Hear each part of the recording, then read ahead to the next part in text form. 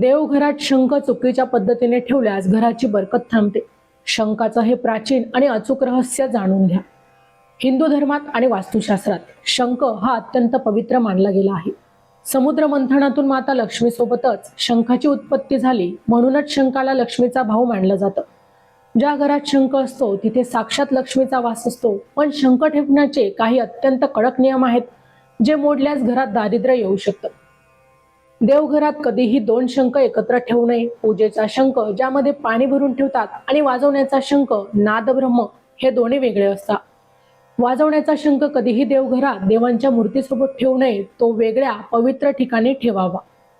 पूजेत ठेवलेला शंख कधीही पालथा म्हणजे उलटा ठेवू नये. शंखाचा उघडा भाग नेहमी वरच्याच दिशेला असावा आणि त्याचं निमुळत टोक हे देवांच्या मूर्तीकडे असावं.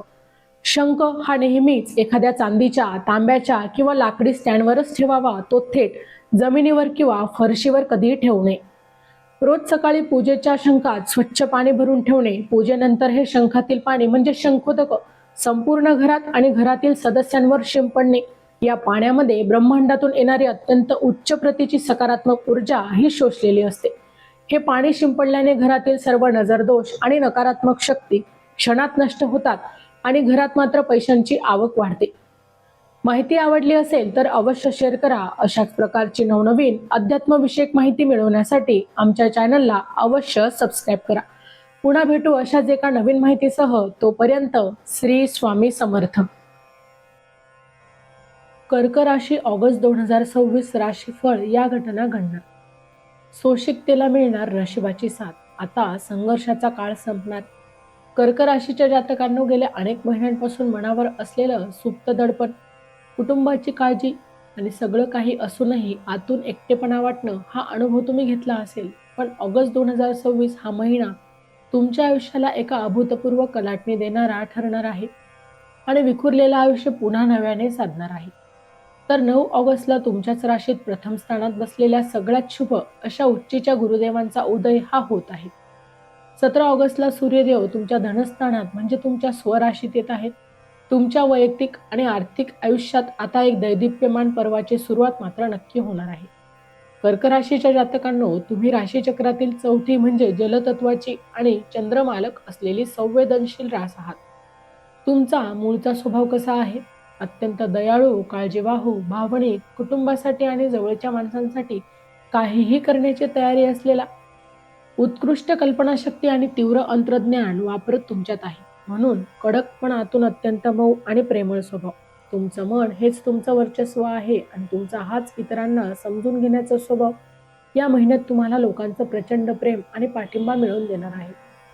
या महिन्याचा मंत्र आहे, भावनांना जेव्हा आत्मविश्वासाची आणि संयमाची जोड मिळते तेव्हा जगातील कोणतीही कठीण परिस्थिती तुम्हाला नमवू शकत नाही. या महत्वाच्या पॉवरवर्ड आहे सुरक्षितता. या महिन्याचे हिरो प्लॅनेट आहेत गुरुदेव, कारण 9 ऑगस्टला तुमच्याच राशीत प्रथम स्थानात बसलेल्या उच्चीच्या गुरुचा उदय हा होत आहे. हा उदय तुमच्या व्यक्तिमत्वाला, तुमच्या बुद्धीला आणि भाग्याला एका रात्रीत नवीन चकाकी देणार आहे.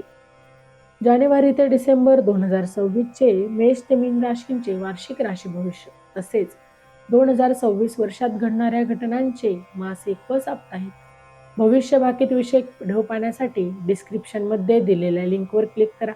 व्हिडिओ अवश्य पहा, व्हिडिओला लाईक करा. तसेच आपले काही प्रश्न किंवा सूचना असतील तर चॅनलला कमेंट करायला विसरू नका. या महिन्यात 5 चुका अवश्य टाळा. 2 ऑगस्टला मंगळ तुमच्या 12व्या स्थानात जात असल्याने विनाकारण कोर्ट कचेरीच्या वाद ओढवून घेऊ नका किंवा रात्रीचे प्रवास हे शक्यतो तुम्ही टाळा. 9 ऑगस्ट पासून शुक्र ग्रह तुमचा 3ऱ्या घरात नीच राशीत जात असल्याने शेजाऱ्यांशी किंवा लहान भावंडांशी क्षुल्लक गोष्टीवरून वाद टाळा. 18 ऑगस्ट बुध अस्त होणार असल्याने पैशाच्या गुंतवणुकीचे व्यवहार अत्यंत सावधगिरीने करा. अतिसंवेदनशील बनून कोणाच्याही बोलण्याचा मनाला विनाकारण त्रास करून घेऊ नका. आणि 5वं आणि शेवटचं, आरोग्याकडे विशेषतः उष्णतेकडे, डोळ्यांच्या तक्रारीकडे दुर्लक्ष करू नका. कर्क राशीच्या जातकांनो, तुमच्या धनस्थानात सूर्य हा 17 ऑगस्टला तुमच्याच घरात स्वराशीत येत आहे. त्यामुळे महिन्याच्या उत्तरार्धात तुमची आर्थिक बाजू कमालीची वाढणार आहे. अडकलेले पैसे कौटुंबिक प्रभावाने परत मिळतील. बुध 5 ऑगस्टला कर्क राशीत जाणार आहे. आणि 22 ऑगस्टला सिंह राशीत जाणार आहे. अर्थात 5 ऑगस्टला तुमच्या राशीत आणि 22 ऑगस्टला तुमच्या धनस्थानात जाणार आहे. 18 ऑगस्टला बुध अस्त होत असल्याने बोलताना कुटुंबात गोडवा ठेवा. जिथे शब्दांपेक्षा जास्त आदर असतो तिथे लक्ष्मीचं वास्तव्य हे कायम राहतं. 1 ऑगस्टला शुक्र तुमच्या 3ऱ्या घरात नीच राशीत प्रवेश करत आहे. यामुळे तुम्हाला तुमच्या कष्टांचं फळ मिळायला सुरुवात व्हायला थोडा उशीर वाटू शकतो. प्रवासाचे योग येतील. प्रवासादरम्यान मौल्यवान वस्तू सांभाळा. 5 ऑगस्ट नंतर बुधाचं पाठबळ तुम्हाला मिळाल्यामुळे तुमच्या प्रयत्नांना मात्र मोठी गती मिळेल. उच्चच्या गुरुची 5वी अमृतदृष्टी तुमच्या 5व्या घरावर, 7वी दृष्टी तुमच्या 7व्या घरावर आणि 9वी दृष्टी तुमच्या 9व्या घरावर. 4थ्या घराचा स्वामी शुक्र जरी नीच असला तरी देखील राशीतील गुरुचा प्रभावामुळे घर किंवा वास्तू संदर्भात अडकलेले निर्णय 9 ऑगस्ट नंतर मार्गी लागतील. आईच्या तब्येतीची काळजी दूर होईल. तिचा आशीर्वाद तुम्हाला लाभेल. विद्यार्थ्यांसाठी 5 ऑगस्ट नंतर बुधवारी स्थिती अभ्यासातील अडथळे दूर करेल. विशेषतः जे विद्यार्थी कला आणि वाणिज्य शाखेत आहेत त्यांना उत्तम यश मिळेल. प्रेमसंबंधांमध्ये 3ऱ्या घरातील नीच व्यक्तीचा शुक्रामुळे संवादात अंतर पडू शकतो. गैरसमज वाढू देऊ नका. विवाह इच्छुकांसाठी 9 ऑगस्टचा दिवस वरदान ठरेल. राशीतील गुरुचा उदय विवाह जुळण्यासाठी अत्यंत हुकुमी योग्य निर्णय आहे. चॅनलवर येणाऱ्या प्रत्येक अपडेटसाठी आमच्या वेदभविष्याचा या व्हॉट्सअप चॅनलला फॉलो करा. चॅनलची लिंक डिस्क्रिप्शनमध्ये दिलेली आहे. कर्क राशीच्या माझ्या भाग्यवान जातकांनो, जेव्हा तुम्ही एखाद्यावर मनापासून प्रेम करता किंवा त्याच्यावर तुम्ही विश्वास ठेवता तेव्हा बुद्धीपेक्षा हृदयाचं ऐकणं तुम्हाला जास्त आवडतं का? तुमचं उत्तर आम्हाला कमेंटमध्ये नक्की लिहा. जर आपण आरोग्याच्या दृष्टीने विचार केला तर आरोग्याच्या दृष्टीने 2 ऑगस्ट नंतर मंगळ 12व्या घरात जात असल्याने डोळ्यांचे विकार, उष्णता आणि झोपेची समस्याही तुम्हाला जाणवू शकते. प्राणायाम अत्यंत आवश्यक आहे. शरीर साथ देईल तरच मनाचे संकल्प आपल्याला पूर्ण करता येतील. 9 ऑगस्टला गुरुदेवांचा उदय होत असल्यामुळे 9 ऑगस्ट पासून किंवा कर्जाच्या वेळेकात बाहेर पडण्याचे मार्ग अचानक मोकळे होतील. कोर्टाच्या कामाला सकारात्मक वळण मिळेल. 17 ऑगस्टला धनस्थानात येणारे सूर्यदेव आणि कर्मेश मंगळाचे 12व्या स्थानातील गोचर नोकरी करणाऱ्यांना परदोषाशी संबंधित आणि मोठ्या कंपन्यांमधून संधी मिळवून देईल, बदल करून देईल. इच्छानिरींसाठी महिन्याचा उत्तरार्ध उत्तम आहे. व्यावसायिकांसाठी 22 ऑगस्ट नंतरचा काळ हा नवीन असणार आहे. नवीन गुंतवणूक आणि व्यवसायाच्या विस्तारासाठी अत्यंत महत्त्वाचा ठरेल. कर्क राशीच्या जातकांनो, महाभारतातील माता कुंतीचा स्वभाव आठवा. त्यांनी संपूर्ण आयुष्य अत्यंत सुशिकतेने आणि कौटुंबिक काळजीपोटी व्यतीत केलं, पण कधीही आपला धर्म आणि वात्सल्य सोडले नाही. शेवटी याच राशी कुंती मोतीसारखा मातृत्वाचा आणि राशीतील गुरुचा उदय तुमच्या याच सुशिकतेचं चीज करणार आहे. प्रिय भगिनींनो, 1 ऑगस्ट पासून शुक्र नीच राशीत जात असल्याने अर्थातच कन्या राशीत जात असलेल्या हार्मोन्सच्या समस्या आणि त्वचेचे विकार जाणून घेऊया. आरोग्याची काळजी घ्या. 17 ऑगस्ट नंतर कुटुंबात तुमचं स्थान हे अत्यंत आदर्शाने घेतले जाईल. तुमच्या सल्ल्यांना मोठं महत्त्व. 12व्या घरातील मंगळामुळे ज्येष्ठ नागरिकांना रक्तदाब किंवा पायाचे दुखणे जाणवू शकतात.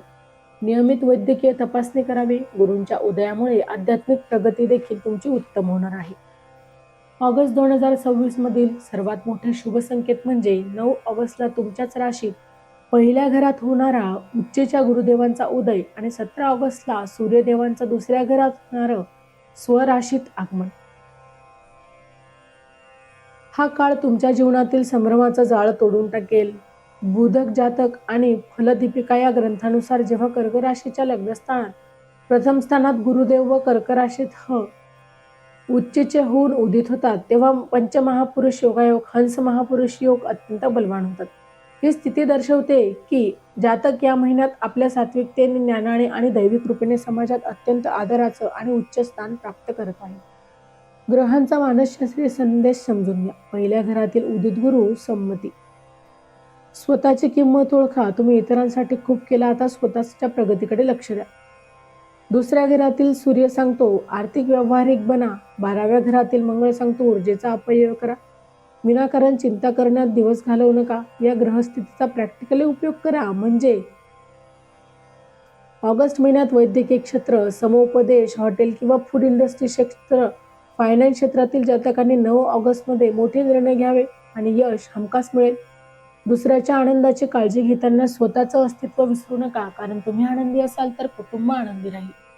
लाभेश शुक्र जरी नीच असला तरी राशीतील उदित गुरुमुळे तुमची इच्छा पूर्तीला खंड पडणारे आहे. वृषभ राशीच्या माझ्या जातकांना 12व्या घरातील मंगळामुळे परदेश प्रवासाचे किंवा घरातील नोकरीचे स्वप्न पाहण्याचे जातकांचे वचन वेगाने यशस्वी होते. या महिन्यात तुमचा स्कोअर कार्ड पैशाला 10 पैकी चक्क 8.5, प्रेम 10 पैकी 7, करिअर 10 पैकी 8.5, आरोग्य 10 पैकी 10, भाग्य 10 पैकी 9, मानसिक शांती 10 पैकी 8. शुभ दिवस 8, 17, 26, 29 ऑगस्ट या दिवशी महत्त्वाचे आणि शुभ कामे करा. सावध राहण्याचे दिवस 1, 2 आणि 18 ऑगस्ट या दिवशी भावनिक निर्णय आणि विनाकारण खर्च हा तुम्हाला टाळायचा आहे. आता यासाठी उपाय: दर सोमवारी शिवपिंडावर कच्चे दूध आणि जल अर्पण करून शिव चालीसा वाचा. 9 ऑगस्ट पर्यंत दररोज ओम ग्राम ग्रीम ग्रोम स गुरुवे नमः या मंत्राचा जप करा. गुरुवारी गरजू लोकांना केळी किंवा पिवळ्या रंगाचं अन्नदान करा. मोती, चंद्रकांत मणी, चांदीचे कपडे किंवा चांदीची चलबलीत थांबेल, मानसिक शांतता लाभेल. कर्क राशीच्या जातकांनो लक्षात ठेवा, समुद्राला भरती येण्यापूर्वी पाणी थोडं मागं जातं. ते हरल्याचं लक्षण नाही, तर 9 ऑगस्ट नंतर आयुष्यात अनेक भाग्याची एक मोठी भरती देखील नक्की होणार आहे. ग्रह दिशा देतात, पण त्या दिशेने चालून यश मिळवणं हे मात्र आपल्याच हातात अवलंबून असतं. तर मित्रांनो, व्हिडिओ आवडला असेल तर व्हिडिओला लाईक करा, चॅनलला सबस्क्राईब करा आणि हो, तुम्हालाही तुमच्या राशीची अंगठी हवी असेल तर डिस्क्रिप्शनमध्ये मी त्याची लिंक दिली आहे, तिथे जाऊन तुम्ही ती खरेदी करू शकता. व्हिडिओ शेवटपर्यंत पाहिल्याबद्दल धन्यवाद. पुन्हा भेटू अशाच एका नवीन माहितीसह. तोपर्यंत श्री स्वामी समर्थ. जय जय स्वामी समर्थ.